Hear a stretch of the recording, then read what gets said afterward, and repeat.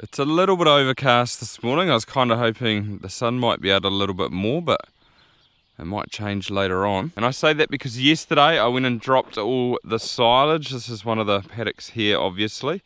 A little bit heavy in places. And yesterday was real sunny, so we got a little bit of wilt on it. Good morning, everyone. So the plan of attack is that we are going to bale this tomorrow. In the morning at some point, so we should get another day's drying time on this. Hopefully the sun comes out, like I was saying. Like you can see, it is pretty green, so it does need a little bit of drying. It would be nice to run like the tedder through it, just flick it out and it just dry down a little bit quicker, but we've only got like an old PZ one over there in the hay barn, and it would take absolutely ages to go around the whole lot. It is an option. Maybe we should get it out and do sort of the heavy areas, but it's actually supposed to rain this afternoon and tomorrow afternoon. I think it's like thundershowers, so we may get a little bit damp, or it may get a little bit of water on it, which isn't too bad. Hopefully it's just not too much. And then yeah, tomorrow afternoon it's supposed to rain, so we need to get it off by then. I also was pondering whether I cut another paddock over there, number 2. I actually did that one last time for bales and it sort of got away on me again, but I've left it because if I took that one out I may get short in about a week.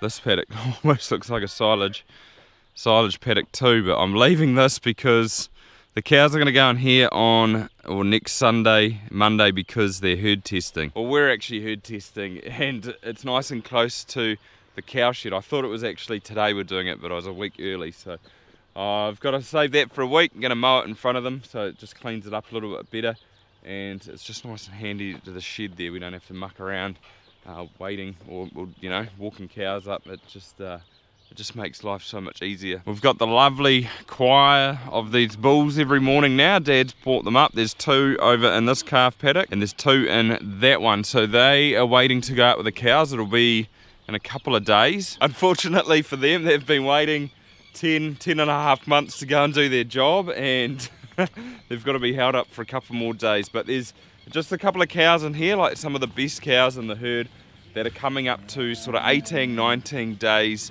in calf, or since their last mating. So once they get over like that 21 days or 22 days, we'll probably stick the bulls out because they'll be fairly safe that they've held. So that's the only reason I'm sort of haven't put them out yet. Today's actually the start of our 5th week. It's just so that if these cows do come up, we can get them again with a straw, because I really want a calf out of them rather than put them out and the bulls go to them. I've got 4 on today in my herd. There was 1 in the young herd. Here's one of my favourites there, number 20. She's had a couple of really nice daughters, so she's about 23 days since her last mating, so I presume she's in calf.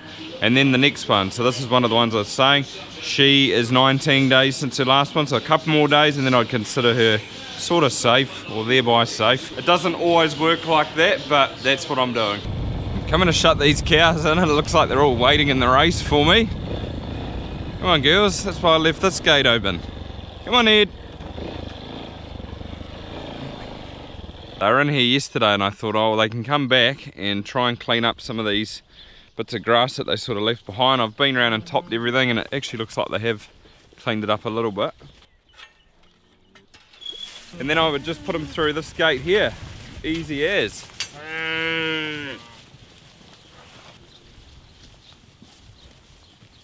I'm topping in front of them at the moment. As you can see, I came over and did this last night, and it's pretty much just because this grass is just getting a little bit stalky. You can see there, that's a good example. And what it does is it leaves this behind, good nice cover behind, and then when it regrows it'll be really nice, good quality grass. I have earmarked this paddock. I really want to put it in maize, so I want to get the digger and pull this hedge out all the way down here, pull that little short bit of hedge out, knock those macrocarpa trees over. They're just they're sort of dying, or there's a few dead ones up there at the moment, and there's also a little bit of a race there that would have to dig up, and we can use that rock for somewhere else, and then would plough it, which gives us a good chance to come and level it, because you can see how rough it is here. Like there's big divots here. You can see where the mower's taken off a little bit of the top there. So just make it all nice and smooth through here again would be so nice. It makes it easier mowing. This is our boundary fence along there, and there actually used to be a cow shed just over the brow there, I think. You can see the pump shed there, so I'm pretty sure it used to be somewhere around here. It used to be quite a while ago, because Buck used to lease this farm, then he bought it, and he bowled that cow shed over. But I'm pretty sure he said this used to be one of the bull paddocks. I'm pretty sure, and that's why there's all these big sort of divots everywhere. But it wouldn't be hard to fix, it's just we've got to rip that hedge and lift part of the race up, and then it'd actually be quite a nice paddock if we did that.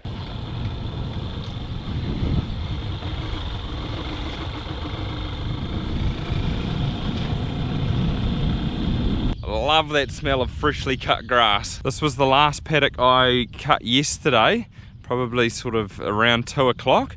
I've just come to have a little look to see what it's like, but you can see it is a little bit wilted on top. It's not real heavy, this stuff, but it's going to be good quality, and it's a little bit damp underneath, but not too bad actually. There's a little bit of blue sky around at the moment, which is good. The sun's out, it is only 9:45, so we should get a little bit of drying time today. I was speaking to Bills during milking. He rang up and said, do you think it would go today? And I said, I don't know, you'd have to come and have a look, but this stuff probably might be close, but there is a little bit of heavier stuff over in Dad's block, so that might need a little bit later. But what he said was that if we can get it baled today, they might try and do it, but they're not going to push it. Like if it did, or if it wasn't ready, they're not going to try and push to get it baled, and if it got wet tonight, that's fine, we can dry it tomorrow. There is the option too to roll it up and then give it a couple of hours like that, just for the wind to get through and probably dry out a little bit. Today's Tuesday, and I cut this paddock on Sunday night. He called and said, did I want to cut? So I went and cut this one. This is the only one. And this has had like a whole day yesterday of drying, and it looks pretty good, to be fair. I'd say that's probably ready to go. This wasn't real heavy either, but it should make a pretty good silage. Like I found... Oh, no. I did hit the end of it. I found one of Dad's irrigator pipes. I thought he dragged them out of the way, but he must have forgot about that one. I brought the kids up yesterday because there is a duck nest just here.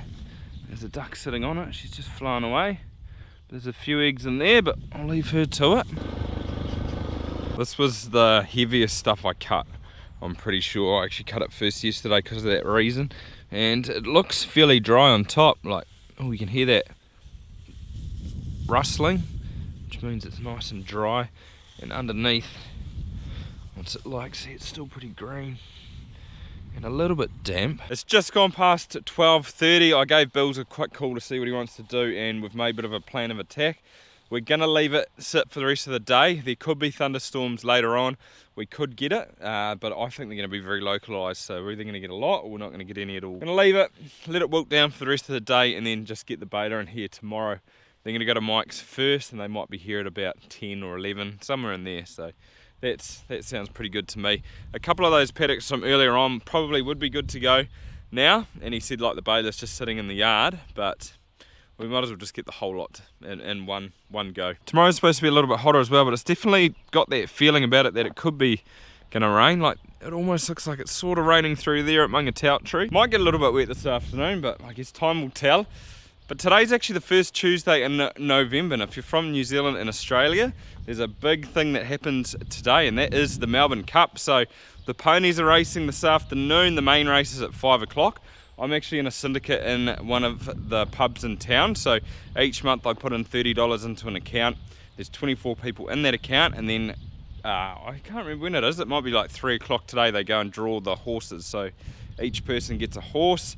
If your horse comes first, you get about $4,000 back, and I think it pays out to 5th, but obviously the money drops down. The placings, I got second last year. My horse came second, so I got $1,500 back, which was a pretty good payday.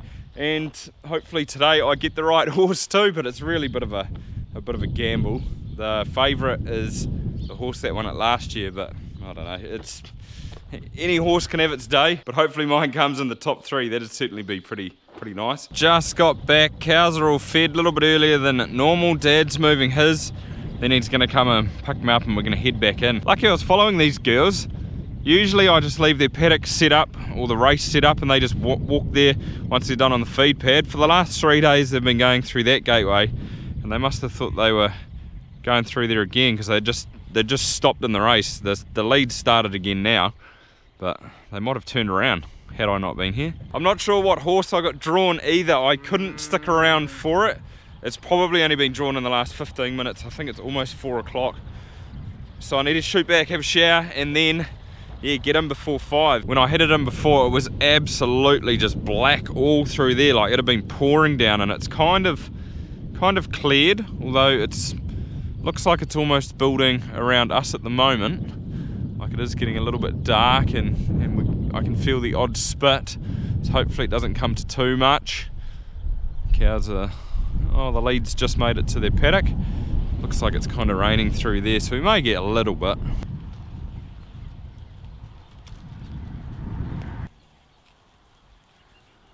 Maybe I should have probably taken this paddock out for silage. It's a little bit long, but it'll be right. I did give them a bit of a smaller break, so hopefully they eat most of it. All the data from the collars has gone through the gateway. There's only one cow on heat at the moment, number 48. She's in this herd. That's what we want to see. Nice low days like this, although there might be some come on later on. But yeah, those bulls, they won't be far away. I ended up drawing horse number 22, which was Interception. Which is that one right there, I think. I think it's at the back somewhere at the moment. It is a bit of a rogue outsider. It was paying $40. And there it is there. So it's having a good late surge. Oh, and I just missed out on 5th. Just. It's pretty blurry, but there's my horse there. And that's the 5th horse. So it must have pipped this one. Although it looks like it's kind of like even at the moment. So it must have pipped that. But it was, yeah, like a head behind number 5. So it wasn't far off the money. But that's how it goes. Sometimes it is just purely luck. But I hope you enjoyed this video, guys. Give it a thumbs up. They're awesome. And see you next time. And we're going to do some baling.